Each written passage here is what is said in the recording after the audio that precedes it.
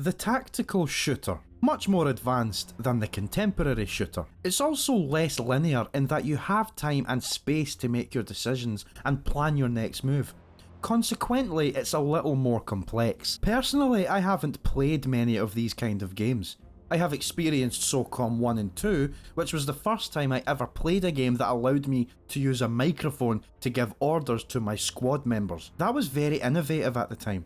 I've also played a small portion of Rainbow Six. I believe the one I had was Rainbow Six Raven Shield, but my memory of the game is feeble at best. I have also never sat through any game in the Ghost Recon series, except perhaps the first mission of Advanced Warfighter, but that was very brief, so it's safe for me to say that I am not very well experienced in this genre. But let's face it, I am not going to sit here and educate you on tactical shooting games. That is not what this review is about. What I'm here to do is to talk about a series of tactical shooters that I did get good at and I did pour time into. I'm talking days upon days, weeks upon weeks, months upon months, and so on. And they are the Conflict series.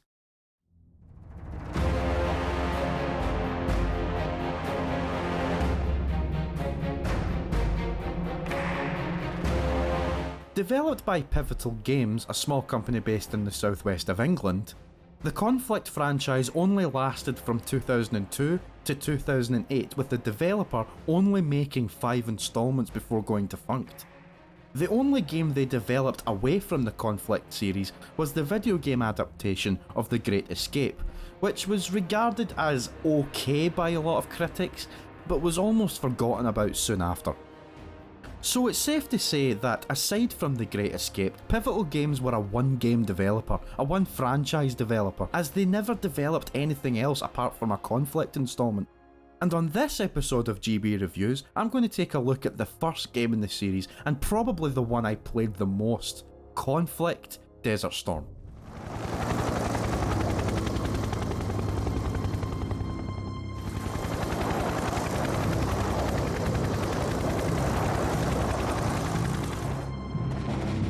Published by Psy Games in Europe and Gotham Games in North America, Desert Storm was released on the PC, PS2 and Xbox in September of 2002 and was then released on the GameCube 7 months later. It was also released on mobile, but I really could not find any footage of that game apart from 2 screenshots taken by GameSpot, and that was pretty much all I had for the mobile version. And it was also developed and published by 2 different companies altogether, so I am disregarding it as an important version of the game apart from name alone. But moving on to the plot and story. Location of Britain's 2 armored Desert Storm is set during the Gulf War, beginning with the Iraq invasion of Kuwait in 1990 and eventually during Operation Desert Storm, the conflict that occurred between January and April of 1991. It follows the operations of one of 2 coalition special forces consisting of either the British Special Air Service, also known as the SAS, or the US Delta Force, in their mission to assassinate the Supreme Commander of the Iraqi Army, General Aziz. I did research to see if this guy really existed during the Gulf War and I couldn't find a thing, so I'm going to just assume he is completely fictional and made up for this game. Desert Storm allows for both single and multiplayer gameplay. On the Xbox and GameCube versions, you can play up to 4-player co-op, whereas on the PS2, you can only play 2-player, and on PC there is only the 1-player option. While the experience is much more fun with multiple people, the game does not dull the experience for those who play single player, as you have full control over your squad and the commands are very easy to pull off. And if you really have to, you can always play the training mode. Come on, soldier! Move it! Move it!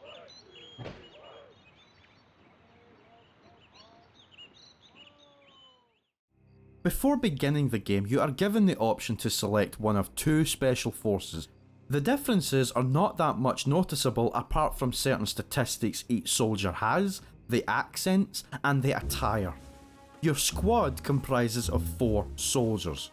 Bradley, who is the team leader, Foley, who is the team sniper, a heavy weapons specialist called Mick Connors, and a medic called Jones.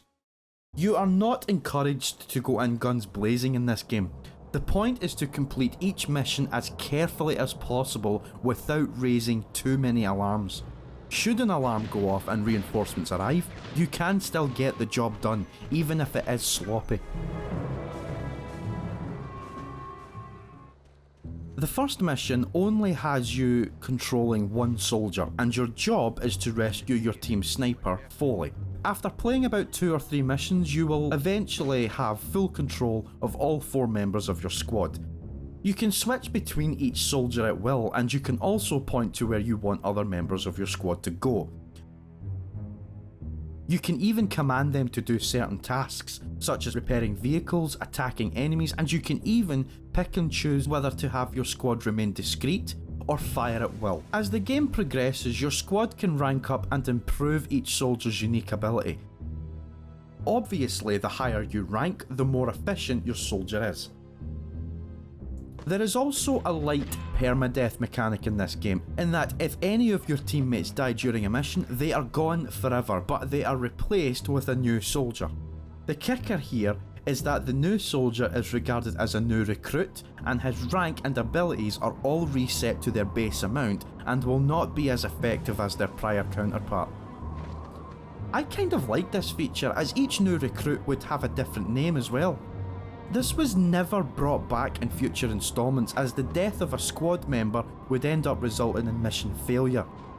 Thankfully, the developers handled AI pretty good when situations like this occurred, in that your squad member will heal himself if he has a medikit and you're not controlling him. But you still have to keep an eye on their health bar at the same time, as if it becomes apparent that he is not going to heal himself, you should see this as a warning that he doesn't have a health pack on hand, and it's your job to then heal him. It's always best to make sure all of your teammates have equal supplies. Well, maybe make sure Jones and Foley have a little bit more, as they can heal himself and others at a much faster rate. So let me elaborate more on the unique abilities of each squad member. While playing this game when it was first around, I had absolutely no idea if there was any real difference in each special force you choose, apart from the accent they spoke and the colour of clothes they wore. It turns out the focused unique abilities are changed a bit depending on what you choose. For example, Bradley's stats for his SAS counterpart from highest to lowest are Rifleman, Pistol, then Medic, whereas if you choose the Delta Force, his stats would be Rifleman, then Pistol, then Combat Engineer. Likewise, your Sniper Expert Foley would be much more efficient with a pistol and a medikit in the SAS, and with a pistol and rifle in Delta Force. The level of efficiency with each piece of equipment is represented by how many stars are shown next to it. I had no idea this was a thing until I went back to the game for this review. As a result, this can encourage multiple playthroughs, which I did plenty of during my early teens. As far as difficulty is concerned, it's all based on how you play, really.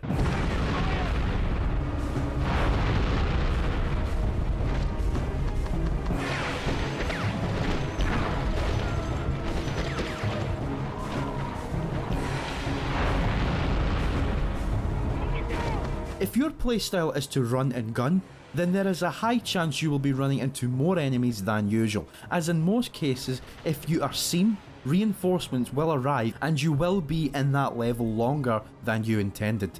And it's in situations like this where you will need to keep an eye on how much ammunition you have, especially if there are tanks involved. I cannot count how many times I had to scour the entire level in search of a spare RPG in order to take out a tank that was blocking my path. Speaking of which, conserving ammo for tank destruction is probably the most important, as more often than not it's the tank that will be the difference between passing and failing a mission. Tanks in this game are the only obstacle that makes me anxious, and I always worry I'm going to mess up my chances of destroying them. But at the same time, it also makes it one of the most relieving experiences in the game when you destroy one.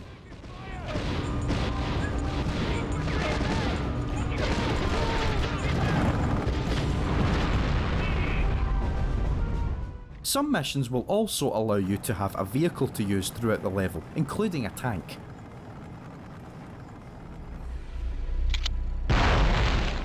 If your style is to be stealthy and minimalistic in your approach, then at the very least you will conserve ammo this way, and if done correctly, you will not have much enemies to deal with. This was the way myself and my cousin would always try to play, but more often than not, one of us would get impatient and just go crazy. In fact, it doesn't even really matter how you play. If you can get the mission done with as little sloppy results as possible, you're doing fairly well. And that is what is so good about this game. You are not limited in how you complete your objective. You are almost given complete carte blanche to finish the mission your way. And you have plenty of open space and areas to take point to do so. As far as the visuals go, well, I have to say, they're not spectacular. This game came out after Metal Gear Solid 2, which for me was a visual marvel, so looking at that, and then a year later looking at this, it's not exactly pretty and it is a bit jarring at times.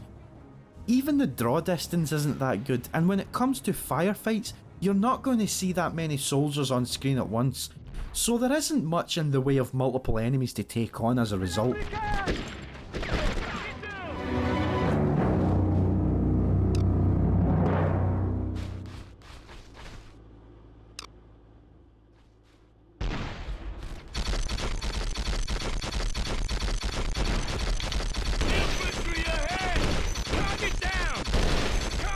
The audio is also not that great either. In fact, playing this game once again with Turtle Beach headphones plugged in, I have to say I was disappointed with the fairly disappointing directional audio. It's not that bad, but sometimes I found it hard to tell where some enemies were exactly situated.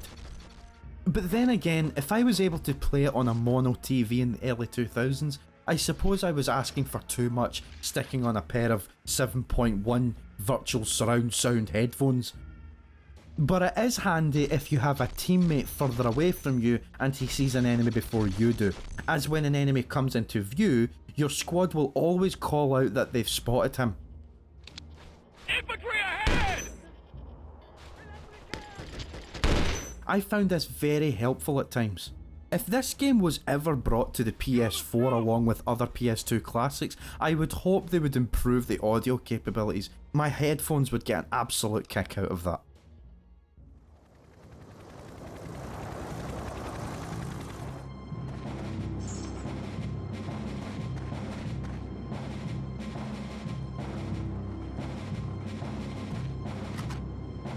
Overall, Conflict Desert Storm is an absolute gem of a shooter, and it serves as my introduction to the tactical genre of shooting games.